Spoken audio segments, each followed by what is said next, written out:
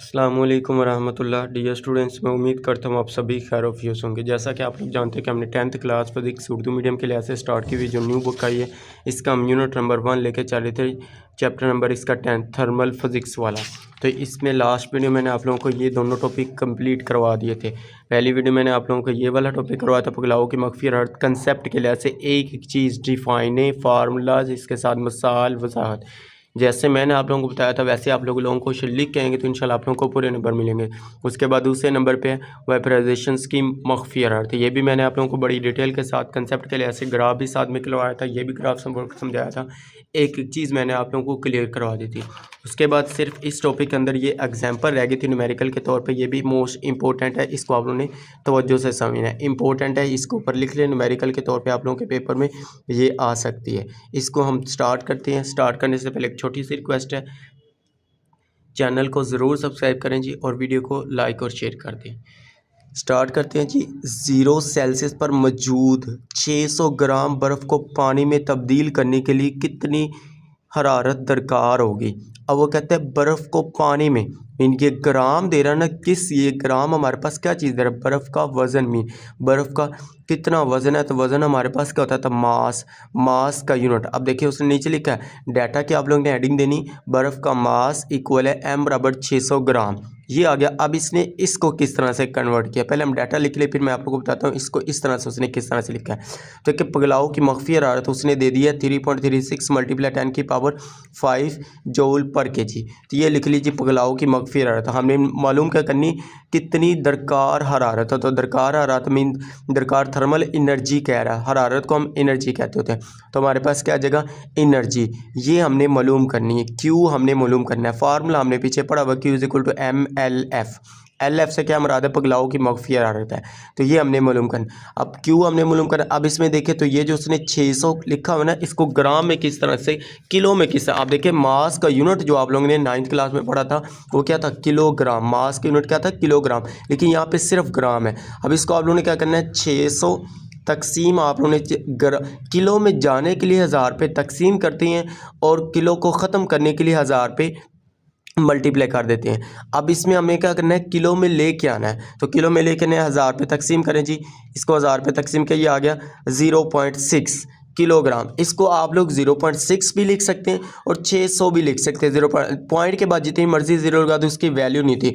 0.6 इस तरह से 6 kg भी लिख लें तब भी ठीक आंसर आएगा।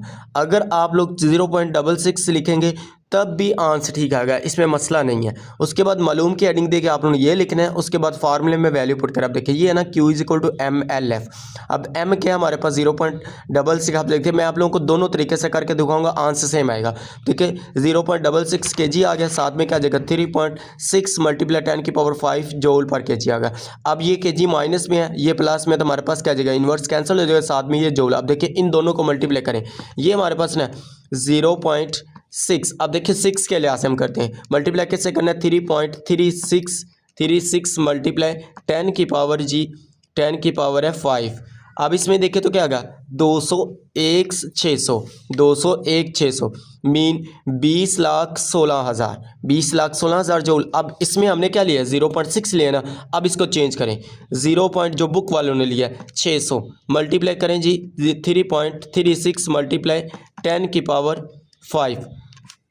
तो ये किसकी इक्वल आया, देखें 20,16,000। सेम वही नंबर आया जो हमने मालूम किया। अब इसने ये किलो कहाँ से लेके आया, ये मैं आप लोगों को यहाँ पे पेज के ऊपर समझा देता हूँ। इस तरह से आप लोगों ने इस तरह से कर लेना है, जैसे मैंने ये किया हुआ ना, इस तरह से आप लोग यहाँ से नोट कर सकते हैं।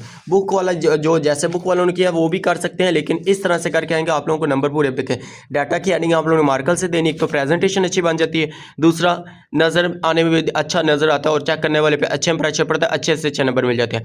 देखिए बर्फ़ का मास क्या आ गया 600, इसको मैंने किलो में चेंज किया। अब देखो इसको जब डिवाइड करोगे आता है 0.66 किलोग्राम। ये लिखना है, ये लिख लो, या 0.6 किलो भी लिख लोगे तब भी ठीक है, मसला नहीं है। उसके बाद बर्फ़ के पिघलाव की मख्फी हरारत को हम LF से जाहिर करते हैं, तो क्या आ जाएगा 3.36 मल्टीप्लाई 10 की पावर 6 जूल के जी। ये आ गया, ये मैंने आप लोग बता दिया क्यूब मालूम करना है, जैसा कि हम जानते हैं ये फार्मूला। अब इन दोनों में ये उसने यहाँ पे जो यूनिट जो यूज़ किया ना, उसने बुक में देखे तो बुक में उसने क्या लिखा हुआ है, किलो जूल, किलो जूल। अब ये किलो किस तरफ से आया, अब मैं आप लोगों को बताता हूँ किलो किस तरह से आया। अब देखिए इसको हम पेंसिल से कर लेते हैं। अब इसमें देखें तो हमारे पास क्या आ जाएगा जी 201.6 मल्टीप्लाई 10 की पावर 3। ये किस तरह से आप देखें, जिस रकम में इशारिया नहीं ना होता, ये आप लोगों ने 9th क्लास में बड़ी डिटेल के साथ, मैथ और फिजिक्स में मैंने आप लोगों को बड़ी डिटेल के साथ क्लियर करवा के, जिस रकम में इशारिया, उसका इशारे कहाँ पे होता था, लास्ट पे। इसको हम साइंटिफिक नोटेशन में लेके आने लगे। अब देखिए इस पॉइंट को हमने कहाँ लेके आना है, इधर लेके आना। आप देखिए 1 2 3 3 इनसे लेके आए दाई से बाईं तरफ। अब देखिए राइट टू लेफ्ट कह लें, राइट टू लेफ्ट आए तो 10 की पावर प्लस आता है। उसके बाद left to right, left to right आए तो 10 की पावर माइनस में आता है। अब देखिए हम तो राइट टू लेफ्ट आ रहे हैं, मीन दाई से बाईं तरफ आए 10 की पावर प्लस में आएगा नंबर, और बाईं से दाईं तरफ आए तो फिर 10 की पावर माइनस। लेकिन हम इस पॉइंट को यहाँ पे लेके आना चाहते हैं, तो हमने क्या किया, 201.6 ज़रब 10 की पावर हमने लिख दिया जी 3। अब ये 3 जूल साथ में एज इट आ गया। अब इसमें देखिए तो क्या आ जाएगा, 201.6 10 की पावर 3 किसके बराबर होता था, किलो है। किलो ये आप लोगों ने प्रीफिक्सेस पढ़ा हुआ है, 1000 के बराबर होता था। अब इसमें देखिए तो क्या आ जाएगा, यहाँ पे आप लोगों ने किलो लिख देना और साथ में क्या आ जाएगा, जौल, और यही हमारे पास इसका आंसर आ जाएगा। क्यू हमारे पास क्या आ जाएगा, क्यू हमारे पास आ जाएगी 201.6 किलो जौल, और यही इसका फाइनल हमारे पास आंसर आ जाएगा जी। एक एक चीज़ मैंने आप लोगों को इसकी क्लियर करवा, देखिए यहाँ से आप लोग इसको दोबारा से देख लें, नोट कर लें इसको आप लोग अच्छी तरह से। इस तरह से लिख के आएंगे तो इंशाल्लाह आप लोगों को इसके पूरे नंबर मिलेंगे।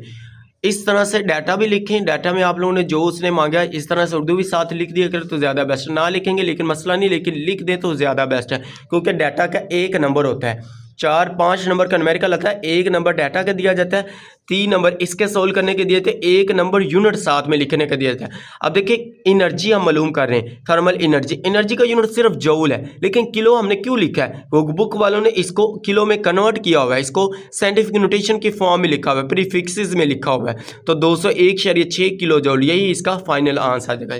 उम्मीद करते हैं जी आप लोगों को वीडियो अच्छी लगी है। अगर वीडियो अच्छी लगी तो वीडियो को लाइक करें, शेयर करें, अपने दोस्तों के साथ इसका लिंक शेयर करें ताकि उनका भी फायदा हो सके, और जिन स्टूडेंट्स ने अभी तक चैनल को सब्सक्राइब नहीं किया वो चैनल को जरूर सब्सक्राइब कर लें।